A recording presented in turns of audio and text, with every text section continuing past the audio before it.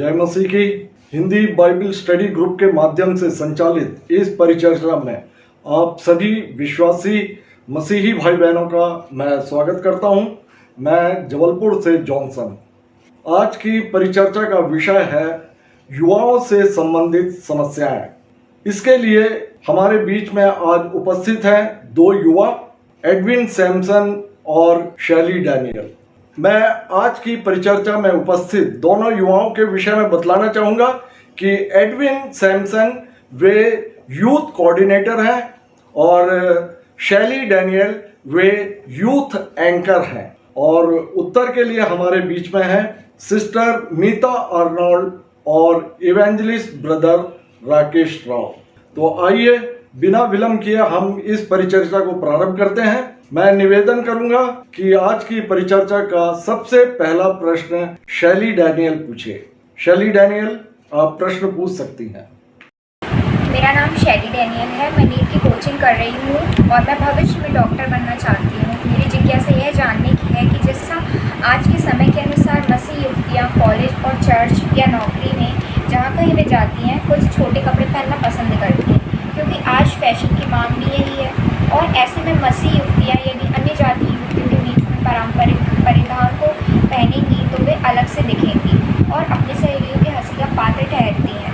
यदि मसीह युवतियाँ वर्तमान फैशन के अनुसार नहीं चलेंगी तो वे समय के अनुसार पीछे हो जाएंगी। ऐसे में क्या मसीह युवतियों को भी फैशन अपनाना उचित है या नहीं? धन्यवाद शैली, बहुत बढ़िया प्रश्न। युवाओं से संबंधित और समस्याओं पर आधारित ही आपका प्रश्न है और मैं चाहूंगा कि सिस्टर मीता अर्नोल्ड शैली के इस प्रश्न का उत्तर दें। Praise the Lord. शैली, आपकी ओर से प्रश्न किया गया है कि फैशन की मांग के अनुसार मसीही युवतियों को छोटे कपड़े पहनना चाहिए या नहीं तो वे समाज में पीछे रह जाएंगे। शैली, मैं आपसे कहना चाहती हूँ कि यदि आप उत्पत्ति 24 और उसके 63 से 65 को पढ़ें तो पाएंगे कि रिबका ने इसहाक को देखकर अपने मुंह को घूंघट से ढक लिया। इसका मतलब ये है कि पहले घूंघट प्रथा थी, लेकिन समय के साथ पहरावे और फैशन में परिवर्तन हुआ है। नैतिकता का पतन ना हो इसलिए परमेश्वर ने मूसा को कुछ व्यवस्थाएं दी थी, जिन व्यवस्थाओं को मूसा ने लिपिबद्ध किया है।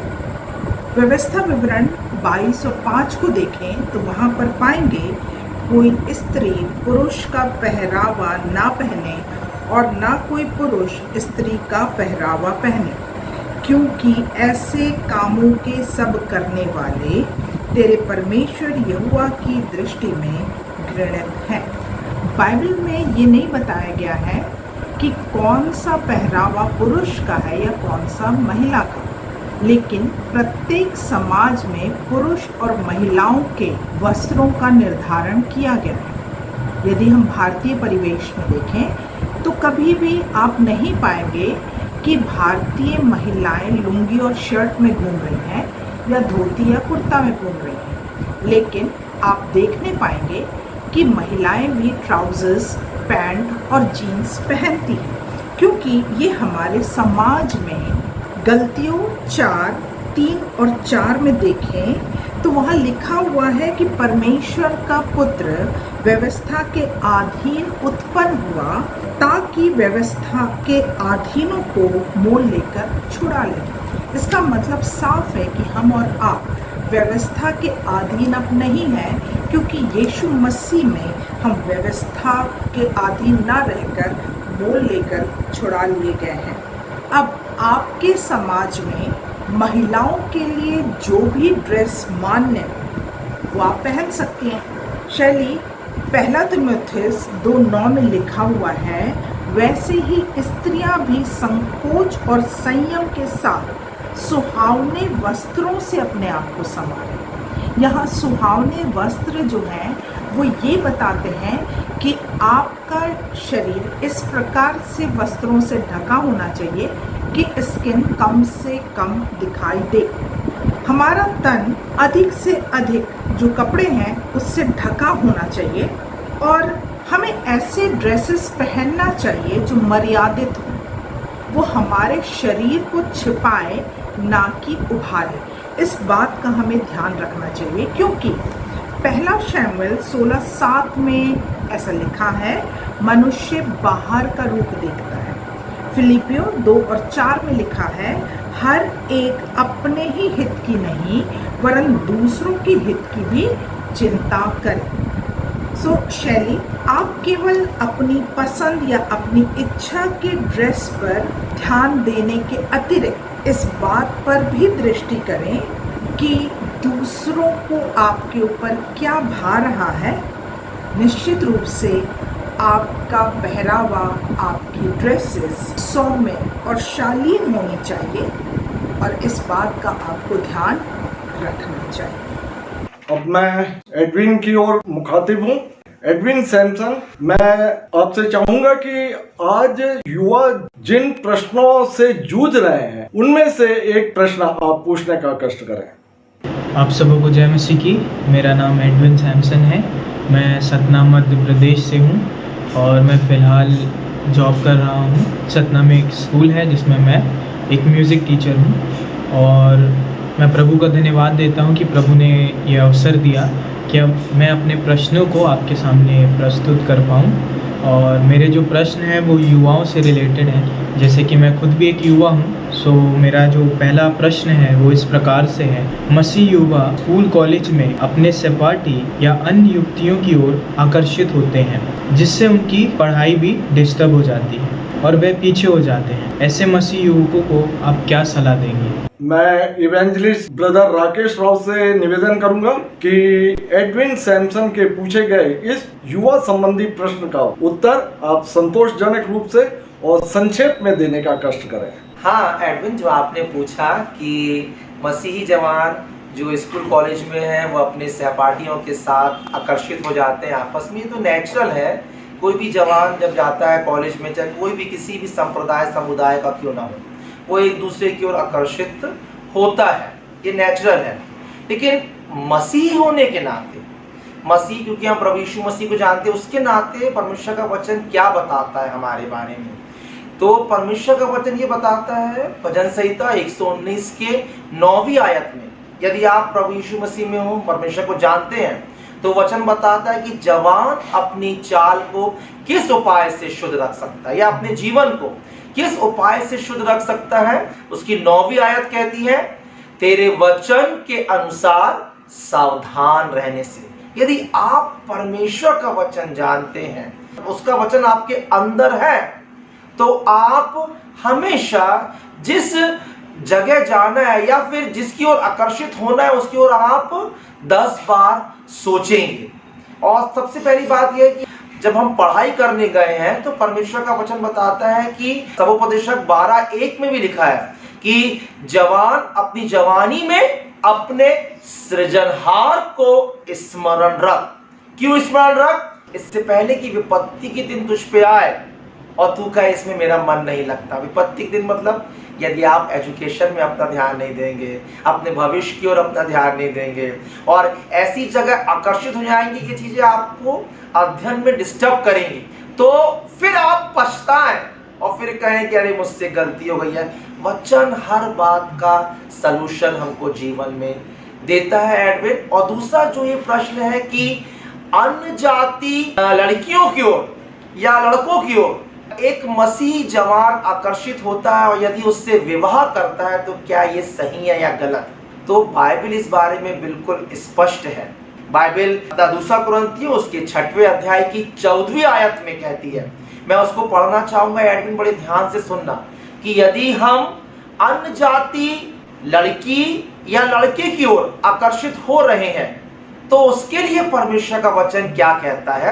यदि आप प्रभु यीशु मसीह में हैं और मसीह हैं, परमेश्वर को जानते हैं, तो 14वीं आयत कहती है, अविश्वासियों के साथ असमान जुए में ना जुतो, क्योंकि धार्मिकता और अधर्म का क्या मेल जोल, या ज्योति और अंधकार का क्या संगति। ये बहुत गहरी बात परमेश्वर का वचन हमको बता रहा है कि ज्योति और अंधकार का किसी भी रीति से कोई मेल नहीं है। और 15वीं आयत क्या कहती है, और मसीह का बलियाल के साथ क्या लगाव, या विश्वासी के साथ अविश्वासी का क्या नाता। और उसके बाद और स्पष्ट कर रहा है परमेश्वर का वचन, परमेश्वर के मंदिर का मूर्तियों के साथ क्या संबंध। परमेश्वर का मंदिर मतलब आप, एडविन, मैं, हम पढ़ते हैं कुरिन्थियों के उसके 6वें अध्याय की 19वीं 20वीं आयत में क्या लिखा है कि तुम परमेश्वर का मंदिर हो। और फिर लिखा है कुरिन्थियों में तुम पवित्र आत्मा का मंदिर हो। मतलब परमेश्वर के मंदिर का मूर्तियों के साथ क्या संबंध। एक बहुत अच्छा उदाहरण बाइबल में दिया है एडविन, सुलेमान का, जो दुनिया का सबसे बुद्धिमान राजा हुआ, जिसका साम्राज्य सबसे शक्तिशाली हुआ। उसके पिता दाऊद के कारण जो परमेश्वर की राहों में चला। लेकिन सुलेमान जो परमेश्वर की उपस्थिति का अनुभव कर चुका था, परमेश्वर की संपन्नता का अनुभव कर चुका था, केवल उसने अपने जीवन में एक ही गलती किया, और जो दुनिया का सबसे बुद्धिमान था, उसने अन्य जाति स्त्रियों से विवाह कर लिया। एडविन, ज्योति और अंधकार का कोई मेल नहीं है। अविश्वासी का मूर्तियों के साथ या परमेश्वर के मंदिर का मूर्तियों के साथ कोई संबंध नहीं है। हमें इस ऐसे संबंधों से बहुत बहुत बचना चाहिए, ताकि हम आगे अपने जीवन में सुलेमान के समान ना बचना। एडविन, हमें क्यों अनजाति महिलाओं से विवाह नहीं करना है? देखिए, यदि वो प्रभु में आ गई, या तो वो प्रभु में आ जाए आपके जीवन को देख के, आपके चाल चलन को देख के, आपके मसीही आचरण को देख के प्रभु में आ जाए, और उसके बाद विवाह हो रहा है, तो ये बहुत हद तक सही है। लेकिन यदि वो प्रभु में नहीं है और आप अनजाति महिला से विवाह कर रहे हैं, तो जैसे मैंने बताया कि आप परमेश्वर का मंदिर हैं, और आप शैतान के मंदिर अर्थात मूर्तियों के साथ आप किसी प्रकार का संबंध नहीं कर सकते। क्यों? परमेश्वर की ये इच्छा है। उसकी यदि आप 16वीं आयत को और आगे पढ़ेंगे एडविन, दूसरा कुरिन्थियों 6वें अध्याय की 16वीं आयत को आगे पढ़ेंगे, परमेश्वर की डिजायर क्या है कि आप पवित्र रहें। क्यों? क्योंकि वो चाहता है कि वो अपने मंदिर में बसे, अर्थात वो आप में वास करे। ना केवल वास करे, लेकिन वो आप में चला फिरे। परमेश्वर यहां भी नहीं रुका, उसके बाद कहता है कि मैं उनमें बसूंगा, उनमें चला फिरा करूंगा, और वो आपका परमेश्वर होगा और आप उसके लोग होगे। ये परमेश्वर की डिजायर है।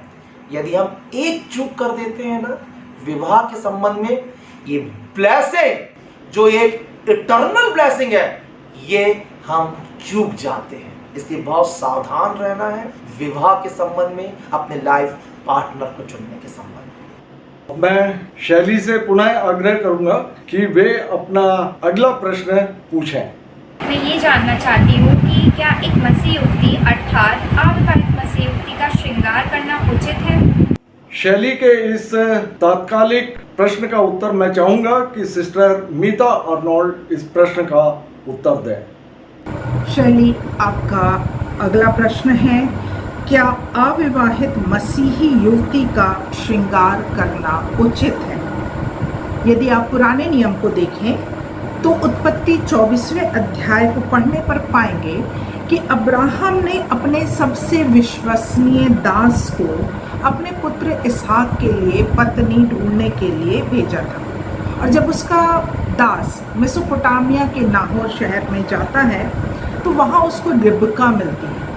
वो परमेश्वर से कहता है कि इस बात का मुझे चिन्ह दे कि ये वही है, और परमेश्वर उसे चिन्ह देते हैं। अगर आप पूरे अध्याय को पढ़ेंगे तो पाएंगे।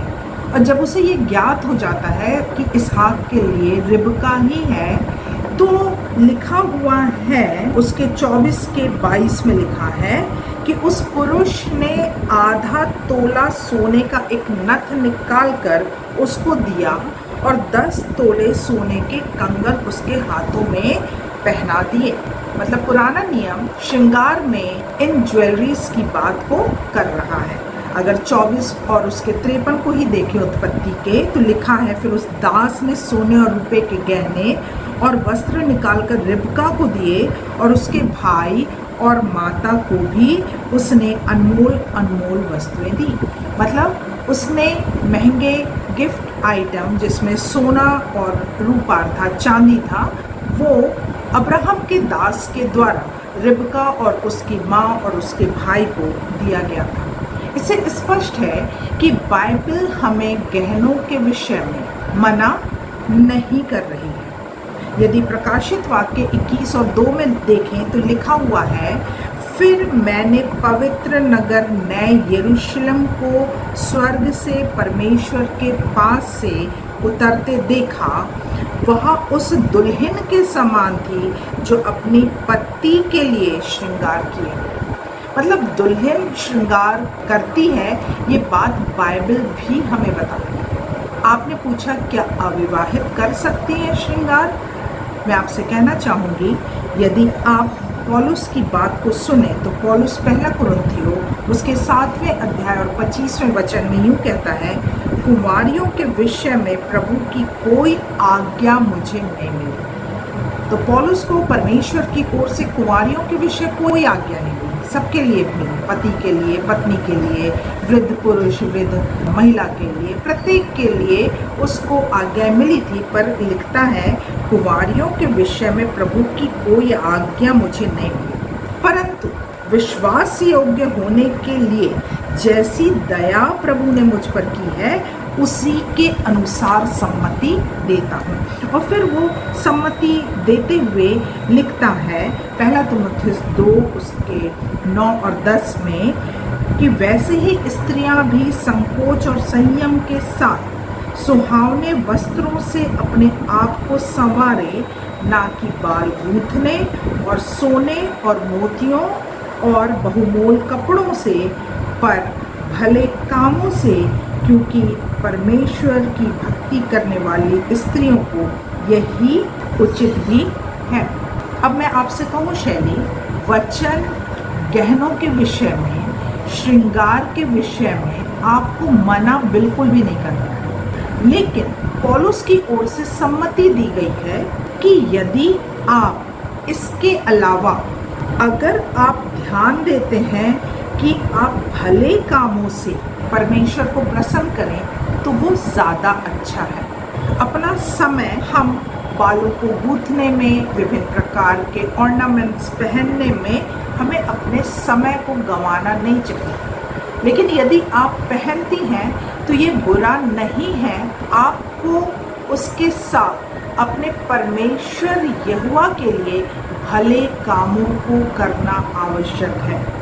यदि आप देखें तो पतरस भी इसी तरह की सलाह कुंवारी लड़कियों को, महिलाओं को देता है। ना केवल कुंवारी महिलाओं को, बाइबल अविवाहित और विवाहित महिलाओं में भेद नहीं कर रहा है। वो महिलाओं के विषय में कह रहा है कि तुम्हारा श्रृंगार दिखावटी ना हो। श्रृंगार दिखावटी ना होने का मतलब है कि श्रृंगार तड़क भड़क वाला नहीं होना चाहिए, भड़कीला नहीं होना चाहिए। ऐसा नहीं हो कि पुरुष वर्ग या जवान लड़के गलत तरीके से आपकी ओर आकर्षित हो जाए। तो ऐसे हमारे श्रृंगार नहीं होना चाहिए कि दूसरे हमारी ओर गलत नजरिए से आकर्षित हो। इसलिए पतरस समझाने के लिए आगे लिखता है, बाल गूंथना और सोने के गहने या भांति भांति के कपड़े पहनना नहीं, बल्कि तुम्हारा छिपा हुआ गुप्त मनुष्यत्व नम्रता और मन की दीनता की अविनाशी सजावट से सुसज्जित रहे। तो हमें इस बात पे ध्यान देना चाहिए कि हमारा जो भीतरी मनुष्यत्व है वो सुसज्जित है। बाहरी रूप से आप करते हैं तो उसके लिए बाइबल मना नहीं कर रही है आपको, लेकिन ध्यान ये देना है कि हमारी सुंदरता भीतर से ज़्यादा होना चाहिए, जो परमेश्वर को भाता है। लिखा हुआ है, क्योंकि परमेश्वर की दृष्टि में इसका मूल्य बड़ा है। सो हमें अंदर भीतरी मनुष्यत्व को सुसज्जित करने की आवश्यकता है, बल्कि इसके कि हम बाहरी रूप से अपने को ऐसा आकर्षक बनाने का प्रयास करते हैं जो भड़कीला हो, तड़क भड़क वाला हो। हमें इससे बचना चाहिए और इस बात को पतरस भी हमें समझा रहा है और पौलुस भी हमें समझा रहा है। तो शैली, मुझे ऐसा लगता है कि आप इस प्रश्न का उत्तर पा गए। एडविन, आप इस परिचर्चा में बहुत तैयारी से आए हुए हैं और आपने सभी प्रश्नों को लिखकर भी आप लेकर आए हैं ताकि आप भूल ना जाएं। बहुत बढ़िया, बहुत खूब, अच्छी तैयारी है आपकी। मैं चाहूँगा कि आप अपना अगला प्रश्न पूछें। मेरा सवाल इस प्रकार से है, क्या एक मसीह अपने शरीर के ऊपर छाप लगा सकता है? इस बारे में बाइबल क्या कहती है? या क्या मसीह विश्वास पर आधारित बनाए जाने वाले टैटूओं को शरीर पर लगवा लेना सही है? भाई राकेश राव, मैं चाहता हूं कि एडविन की जो युवा संबंधी प्रश्न है उसका जवाब कृपया आप देने का कष्ट करें। हाँ एडविन, इन दिनों में हम देख रहे हैं ना केवल मसीही समाज में लेकिन तमाम समाजों में, खासकर यंग जनरेशन में, ये अपने शरीर के ऊपर टैटू बनवाना या कुछ आकृति को बनवाने का चलन हो गया है। या तो हम किसी को, अपने हीरोज को फॉलो कर रहे हैं, उसके कारण से हम लगाना शुरू कर दिए हैं। ये बहुत अच्छा प्रश्न है आपका कि बाइबल, परमेश्वर का वचन इस बारे में क्या कहता है। हालांकि यदि हम पृष्ठभूमि को हम देखें तो ये अफ्रीका के आदिवासी जो लोग थे, अपने कबीलों को पहचान देने के लिए हर कबीले वाला अपने शरीर के ऊपर कोई चिन्ह को, या जिसको हम कहते हैं टैटू, उनको लगाया करता था। तो हर एक समुदाय, कबीले वाला अपनी अलग अलग पहचान बना के उन दिनों में रखा करता था। उसके बाद यदि हमारे बाइबल में आए तो उत्पत्ति की किताब में यदि हम कैन के जीवन में देखें, जब उसने हाबिल की हत्या कर दी और जब वो भागा भागा फिरा अपने जीवन को बचाने के लिए, ये लोगों के भ्रांतियां हैं, लोगों के अंदर ये एक गलत सोच डेवलप हो गई है कि परमेश्वर ने उससे किसी प्रकार का छाप दिया था, और लोग अपने टैटू को सही बताने के लिए इन दिनों में इस बात का सपोर्ट लेते हैं। परमेश्वर ने उसको उसके जीवन की सुरक्षा के लिए छाप दिया था, लेकिन क्या दिया था बाइबल इस बारे में हमें बिल्कुल नहीं बताती।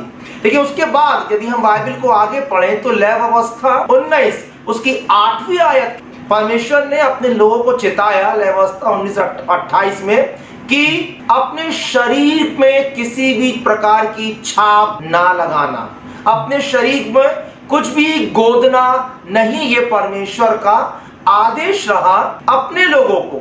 लेकिन जब हम और आगे बढ़े, जब हम नए नियम में, ये पुराने नियम की बात है, पुराने नियम में परमेश्वर ने व्यवस्था दिया था कि ऐसा नहीं करना, नियम बनाया था। लेकिन नए नियम में यदि हम देखें तो नए नियम में बाइबल या परमेश्वर का वचन इस बारे में शांत है, या मैं कहूंगा मौन है। परमेश्वर का वचन इस बारे में हमें कोई भी प्रकार का नियम नहीं बता रहा है या निर्देश नहीं दे रहा है। तो भी परमेश्वर का वचन कहता है कुरिन्थियों की किताब में, जैसा कि अभी हमने बताया था एडविन 6 उसके 19 में, कि हम परमेश्वर का मंदिर है, हम पवित्र आत्मा का मंदिर है। ना केवल इतना, लेकिन यदि हम बाइबल को पढ़े, पहला कुरिन्थियों उसकी 10वीं अध्याय के 31वीं आयत में, 1 Corinthians 10:31 में ऐसा लिखा है, इसलिए तुम चाहो खाओ, चाहो पियो, चाहो जो कुछ करो, सब कुछ परमेश्वर की महिमा के लिए करें।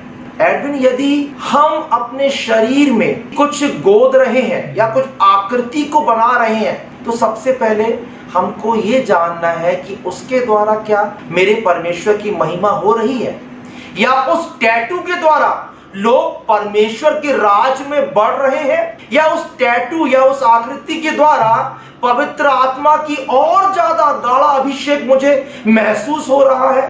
ये जानना बहुत आवश्यक है, क्योंकि वचन में अभी हमने बताया 10:31 में क्या लिखा है, जो कुछ आप कर रहे हो उसके द्वारा परमेश्वर की महिमा होनी चाहिए। क्यों?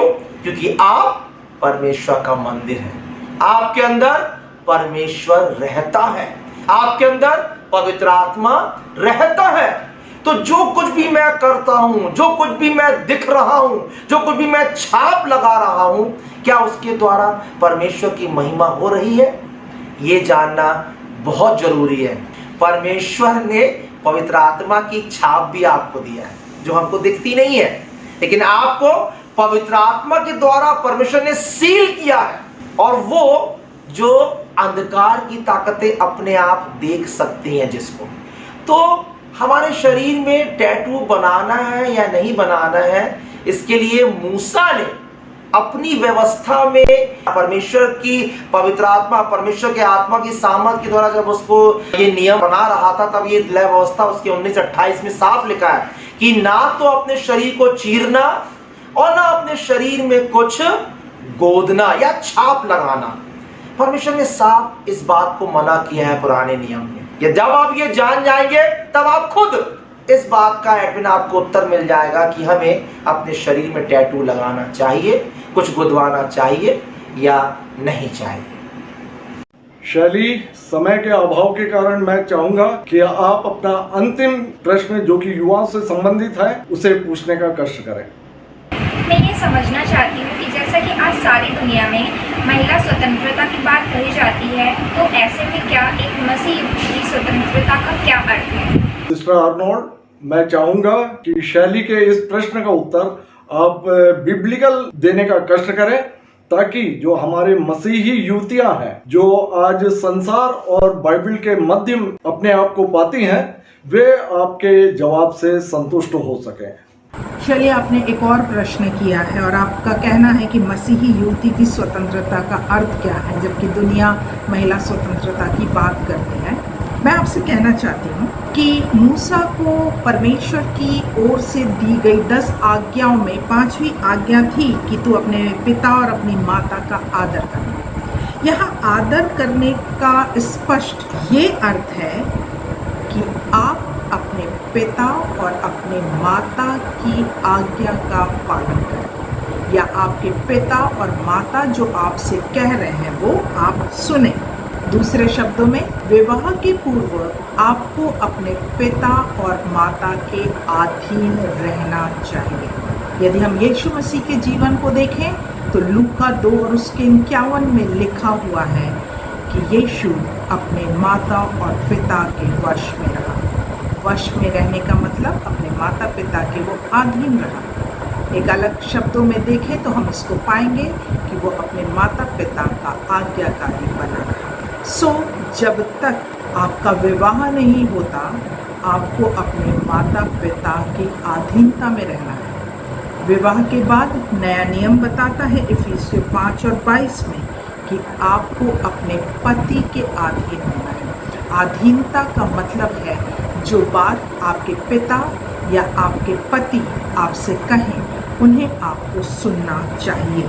गिनती की पुस्तक उसका 30वां अध्याय 3 से 5 वचन को अगर हम देखें तो वहाँ पर लिखा है कि यदि कोई कुंवारी अवस्था में जो अपने पिता के घर में रह रही है कोई मन्नत मांगती है और उस मन्नत को वो पूरा करती है या नहीं करती, यदि उसके पिता उसको पूरा करने या रोकने के लिए मना करते हैं तो परमेश्वर की ओर से कोई दंड उस कुंवारी महिला को नहीं होगा।